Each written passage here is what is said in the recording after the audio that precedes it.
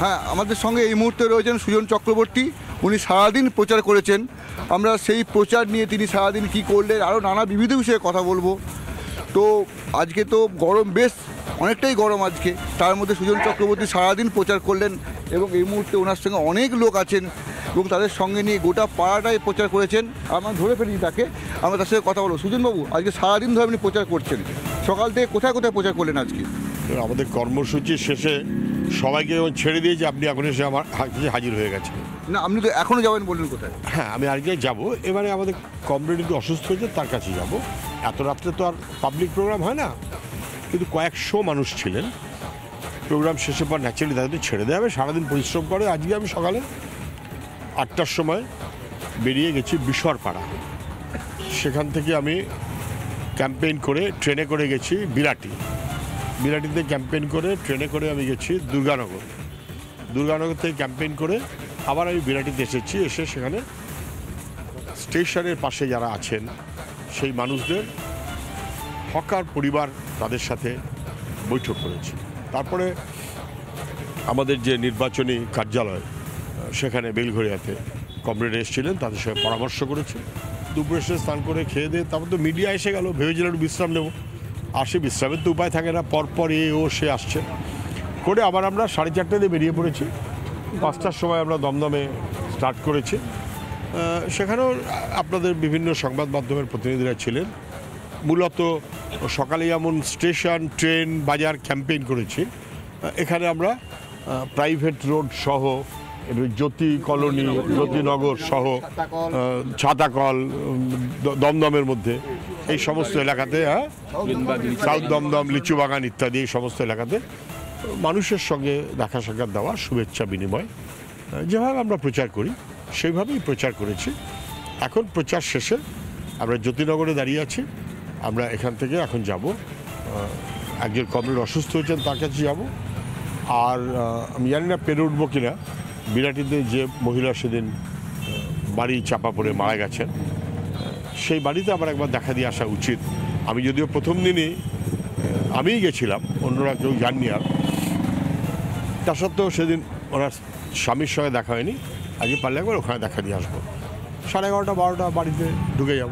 আপনি একটা জিনিস লক্ষ্য করেছেন, এই যে কেন্দ্র, এখানে যে 3 জন মূলত লড়ছেন, প্রত্যেকের নাম এস দিয়ে। কিন্তু 3 জন লড়বে এমন কোনো ঠিক ঠিকানা নেই, আরও কয়েকজন লড়তে পারে। বি দিয়ে, কে দিয়ে, এস দিয়ে, ইউ দিয়ে, এমনকি ইউ দিয়েও লড়তে পারে। সুজন, সৌগত, শিলভদ্র, এই 3টে নামই তো চলছে মার্কেটে। সুজন, সৌগত, শিলভদ্র, সৌগত, সুজন হয়েই থাকতে চাই। কিন্তু কোথায় রইলেন? এই যে একটু আগে খবর পাচ্ছি আমরা, আপনাদের যে ভাব ভালোবাসা ছিল আইএসএফের সঙ্গে, সেই জায়গাটাকে চির ধরছে। আইএসএফের সঙ্গে ভাব ভালোবাসা খুব ছিল এমনটা ভাবতে কোনো কারণ নেই। আইএসএফ তো সেদিন জন্মেছে। আইএসএফ তো একটা রাজ্যের পরিচিত রাজনৈতিক দল, এরকমটা নয়। গত নির্বাচনের আগে আইএসএফ বিশেষ করে নানান অংশের মানুষকে নিয়ে একটা রাজনৈতিক দল তারা ঘোষণা করেন এবং তারা আমাদের সাহায্য চান, সমর্থন চান। বিজেপিকে হারাতে হবে, তৃণমূলকে হারাতে হবে। বিশেষ করে তৃণমূল রাজ্যের সরকারে এই ইলেকশনটা কেন্দ্রীয় সরকারের বিরুদ্ধে, তখন ন্যাচারালি তার বিরুদ্ধে সবাই যারা হারাতে চায় একসাথে এসো। এরকম তো বরাবরই হয়। তার মানে সেটা একটা পার্মানেন্ট কোনো বিষয় তা তো নয়। আপনি অন্যান্য রাজ্যে তো দেখছেন, আজকে এ দলের সঙ্গে আছে তো কালকে যে দলের বিরুদ্ধে ভোট করলো তার দলে গিয়ে হাজির হয়ে গেল। এই মুহূর্তে বিজেপি বিহারে বিজেপিকে হারিয়ে জিতে আসা বাহিনী যারা, তাদের সঙ্গে নিয়েই চলছে। বা এরকম আরও 5টা রাজ্যে যারা হারিয়েছে তাদের, মহারাষ্ট্রে। ফলে অন্য রাজ্যের সঙ্গে আমি তুলনা করতে চাই না, যদিও পশ্চিমবাংলার মান ক্রমশ খারাপ জায়গায় নিয়ে যাচ্ছে মমতা মোদির 2 বাহিনী, কোনো সন্দেহ নেই। কিন্তু সে সত্ত্বেও আমরা চাইছিলাম সবাই একসাথে চলা হোক।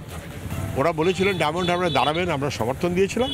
এখন আর ডায়মন্ড হারবারে দাঁড়াবেন না, দাঁড়িয়ে অন্য জায়গায় দাঁড়াবেন, চীনের তো কোয়েশ্চেন নেই। ওরা মনে করেছেন ওদের রাজনৈতিক দল। আচ্ছা, আপনি এটা একটা কথা বলছি, যাদবপুরের চেনা ফিল্ড, এই ফিল্ডটা একটু অন্য ধরনের। আমার কাছে চেনা ফিল্ড যেমন যাদবপুর, আমার কাছে চেনা ফিল্ড তেমন দমদম, আমার কাছে চেনা ফিল্ড আপনি যদি বলেন পশ্চিমবাংলা। কিন্তু অবশ্যই তুলনামূলকভাবে বেশি চেনা ফিল্ড পশ্চিমবাংলার অন্য জায়গার চাইতে যাদবপুর এবং দমদম। আমার যাদবপুরে পড়াশুনো, যাদবপুরে পরে মূলত 88 পর রাজনৈতিক কাজ আমি যাদবপুরে বেশি করেছি। আবার 1978 সালে আমি যখন ছাত্র ফেডারেশন করি এসএফআই, তখন আমি এসএফআই অবিভক্ত 24 পরগনা জেলা, সুভাষ চক্রবর্তী তখন নেতা, গৌতম দেব, নেপাল ভট্টাচার্য ইত্যাদি, তাদের সান্নিধ্যে 1978 সালে ঘুঘুডাঙ্গা দমদম, সেখানে এসএফআই রাজ্য সম্মেলন হয়েছিল। সেই সম্মেলন থেকেই আমি এসএফআই জেলা সম্মেলন হয়েছিল, আমি এই জেলার সম্পাদক মণ্ডলীর সদস্য হই। তার কদিন পর ব্যারাকপুরে আমাদের রাজ্য সম্মেলন হয়েছিল, সেটাও উত্তর 24 জেলা। আর জেলাটা তো 24 পরগনা। পরে প্রশাসনিক কারণে ভাগ হয়ে গেল, যেমন পশ্চিম মেদিনীপুর, পূর্ব মেদিনীপুর এখনও মেদিনীপুর, দিনাজপুর উত্তর এবং দক্ষিণ এখনও দিনাজপুর, এখন পশ্চিম মেদিনীপুর, এখন পশ্চিম দিনাজপুর আর কেউ বলে না, কিন্তু দুটোই আসলে দিনাজপুর। মানে অবিভক্ত 24 পরগনা। মানে আমার কাছে দমদম অচেনা মাটি নয়, যাদবপুর চেনামাটি, দমদম চেনামাটি। আমি রাজ্যের মানুষ, আমি গোটা রাজ্য জুড়েই কাজের সঙ্গে থাকি, সবাই জানেন। কি বলছেন আপনি তো দমদমের লোক, কি অবস্থা? দমদমে এবার পরিপূর্ণভাবে আমরা নিশ্চিত যে আমাদের হৃত গৌরব আমরা ফিরিয়ে আনতে পারবেন একদম। কারণ আমাদের প্রার্থী সুজন চক্রবর্তীকে আমরা আমাদের সঙ্গে পেয়েছি। এই মুহূর্তে পশ্চিমবাংলার বুকে সবচেয়ে পরিচিত মুখ যদি এই মুহূর্তে কেউ থাকেন, সে আমাদের সুজনদা। এবং দমদমের মানুষের সাড়া পাচ্ছি আমরা। এই যে আজকে সারাদিন মানে বিকেল 4টে থেকে দমদমের বুকে আমরা ঘুরছিলাম আমাদের এলাকায়, সেখানে প্রচুর মানুষের ঢল নেমেছে। মানুষ রাস্তার দৌড়ে দৌড়ে এসছেন, নিজেরা এসে দেখা করেছেন, আলাপ করেছেন। অনেক পুরনো মানুষ তারা এসছেন সঙ্গে। দমদম সুভাষ চক্রবর্তী, শ্যামল চক্রবর্তী, তরুণ সেনগুপ্ত, গৌতম দেব, এদের দিয়ে গড়ে ওঠা দমদম, সেই বিভূতি দেব, এদের নিয়ে গড়ে ওঠা দমদমের বুকে আরও অনেক উনি কিছু নাম বললেন। দমদমের ট্র্যাডিশনটা অত্যন্ত রিচ ট্র্যাডিশন, শুধু দমদমের না, 24 পরগনা জেলা তার ট্র্যাডিশনটা, কৃষক আন্দোলন, শ্রমিক আন্দোলন, যুব ছাত্র সে আন্দোলন, সেই ট্র্যাডিশনাল জেলা 24 পরগনা। আমি তার অংশীদার, আমি যৌথ জেলার লোক, মানে অবিভক্ত জেলার লোক। ইনি তো বলছেন পুরনো দিনের কথা, যে প্রাইভেট রোড সেখানে ছিলেন সুভাষ চক্রবর্তীর বাড়ি। আপনি তো ইয়ং, বলুন। সুভাষ চক্রবর্তীরা তো নেতা হয়েছেন, পরবর্তী প্রজন্মের কাছে উদাহরণ হিসাবে জেগে আছেন বলেই সুভাষ চক্রবর্তীরা রয়েছেন। সুভাষ চক্রবর্তীরা, আমি যেটা বলতে চাইছি, এনারা যাদের কথা বললেন তারা পুরনো দিনের, নতুন আপনারা কি সেই পুরনো দিনটাকে ফিরিয়ে দিতে পারবেন? কমিউনিস্টরা পুরনো হয় না কখনো। কমিউনিস্ট ওই আপনি যে কথা বলছেন, ওই কথা চালাক কথা বলবেন না, সোজাসুজি কথা বলুন। চালাক কথা কমিউনিস্টদের বইয়ে আছে, মানুষের সঙ্গে কথা বলুন। যে জিনিসটা কমিউনিস্ট যাদের নাম বললেন, আপনি ইয়ং ছেলে, সেই জিনিসটা ফেরাতে পারবেন? অবশ্যই ফেরাতে পারবো। সেই জন্যই তো দমদমে আপনি দেখবেন পাড়ায় পাড়ায় সাধারণ মানুষ দেওয়া লিখছে, দমদমে এবার আমাদের সুজন, আমাদের সুজন। আপনি কি বলবেন? আমি এমন একজন ক্যান্ডিডেটকে ভোট দেবো যার গ্যারান্টি আছে, যে গ্যারান্টি দিয়ে থাকতে পারবে যে না আমি এই দলেই রয়েছি, তাকে আমি ভোটটা দেবো। আমি এমন লোককে ভোট দেবো না আজকে এই ফুল কালকে ওই ফুল, সেরকম ফুলকে ভোট দেবো না। এতে কি হবে, আমার যে মর্যাদা বা আমি যে একটা ভোটটা দিলাম তার কোনো গুরুত্বই থাকবে না।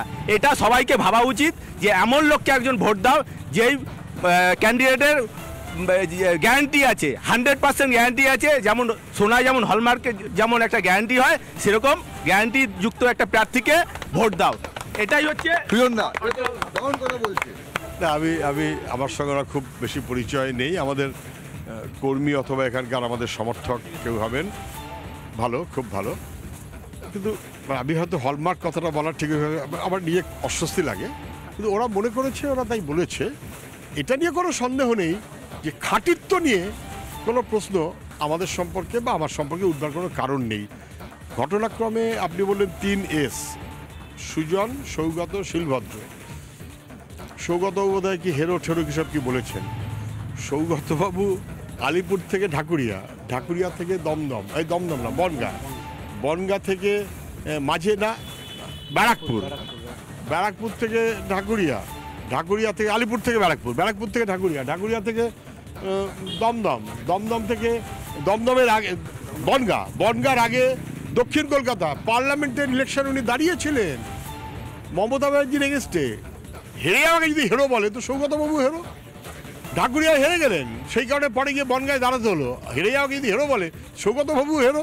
আমি জানি না, আমি ভাই বলা ঠিক পক্ষপাতী না, আর প্রতিপক্ষ প্রার্থী আমার চাইতে বড়, আমি শুভেচ্ছা রাখছি, উনি ভালো থাকুন। কিন্তু উনি কংগ্রেস, আগে জনতা দল, তারপরে কংগ্রেস, তারপরে তৃণমূল, কী করবেন আমি জানি না, আমার সাবজেক্ট সেটা নয়। বা শিলভদ্রবাবু আমি সমবয়সী, ভালো, আমার সঙ্গে পরিচয় আছে, উনি বিধানসভা একসাথে ছিলেন, সৌগতবাবু আমরাও একসাথে বিধানসভায় ছিলাম। শিলভদ্রবাবু তো গতবার তৃণমূলের এমএলএ ছিলেন, এবারে উনি বিজেপির প্রার্থী হয়েছেন, এটা ওদের ব্যাপার। আমার ক্ষেত্রে সেরকম কোনো সুযোগ নেই বা চান্স নেই বা মনোভাব নেই। কেন? কারণ আমার রাজনীতি বা আমাদের রাজনীতি মানুষের জন্য, মানুষের চোখের দিকে থাকে, গ্যারান্টি। মানুষের কথা বলছে, গ্যারান্টেড বলছে।